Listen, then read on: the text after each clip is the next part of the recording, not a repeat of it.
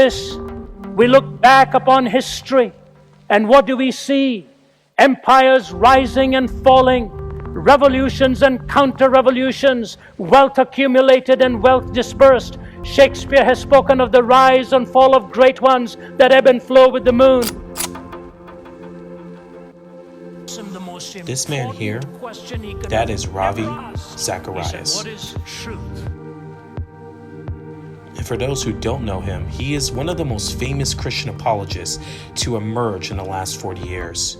He, a defender of the Christian faith, he traveled all around the world doing missions, speaking at churches, giving sermons, doing teachings and trainings, setting up institutions, all in a name to teach Christians how to defend the faith and understand what they believe in. And to say this man was admired would be an understatement. He was very well loved among many Christians. Through his speaking and his books, he influenced a lot of Christians who were trying to learn more of the Christian faith. Even myself found him to be one of the best speakers I've heard on Christian circles. Earlier this year, Ravi Zacharias died due to cancer. During this time, many Christians reflected on his life, looking back at all the work he's done for the church and seeing him as someone of good character and good moral standing who sought truth and justice over everything else.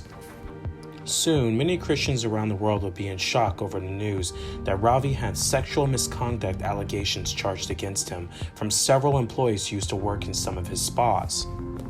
Now, it must be added that this is not in a criminal investigation, nor has any of this been proven as well, and Ravi is not here to defend himself.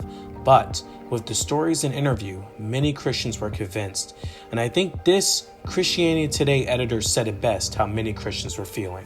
Reporters look into those allegations, both the ones against Ravi Zacharias and the other stories that we've investigated.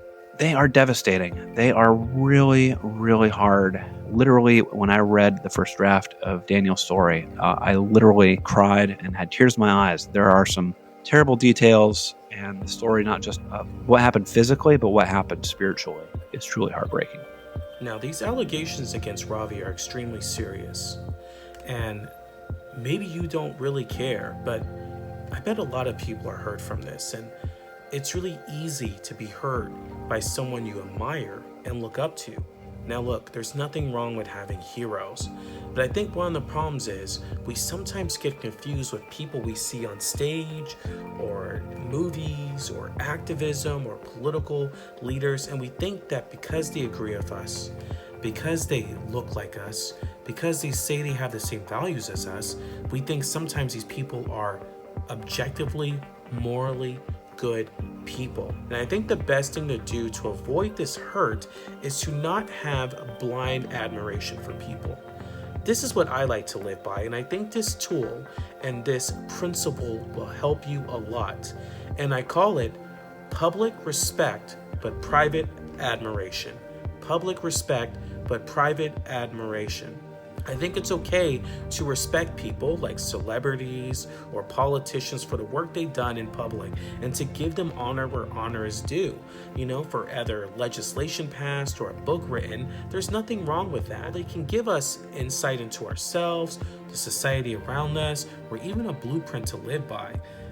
They shouldn't be people we necessarily mimic our moral behavior by, because all we see is flaws. And because a lot of times these flaws don't come out till years after, we're sometimes just getting a real good gut check because we thought we knew who these people were, but we didn't. I think the best thing to do and where to get people to admire and emulate are people you have in your life. For me, the people I love to admire and replicate are people I see who are doing the work and I know them deeply and personally. Whether it's their parenting or the way they do their job or the way they run a business or the way they help people, their patience, their kindness, that's what we should be looking to. Because when we look to people because they think they are a good speaker or because they have our beliefs, we're going to end up being disappointed. Now, at the same time, people we know closely or think we do will disappoint us as well, and there's no getting around that. I think for many Christians, they believe if someone has a large ministry or a successful church and what appears to be a great marriage and business success, that God is blessing it. But sometimes the world doesn't work that way. Evil people are rewarded with good, and good people are sometimes rewarded with evil. It is a great cosmic mystery that none of us truly understand, but has plagued human minds since the beginning of time. There's really no way for us to know people behind a screen. Even you might admire me in some ways, but for all you know, I could be a horrible parent and treat my friends terribly, and I'm a cheat and a liar and never pay my taxes. Just take what I say with a grain of salt. While it might be wisdom here, just remember, no one under a screen is perfect, just like you're not perfect. And some people have some very hidden skeletons there. It shouldn't rock your faith when a Christian does something terrible.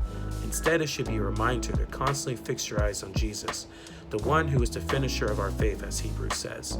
Guys, I hope this message helps you. May the Lord bless you and keep you. May the Lord shine his countenance to be gracious upon you.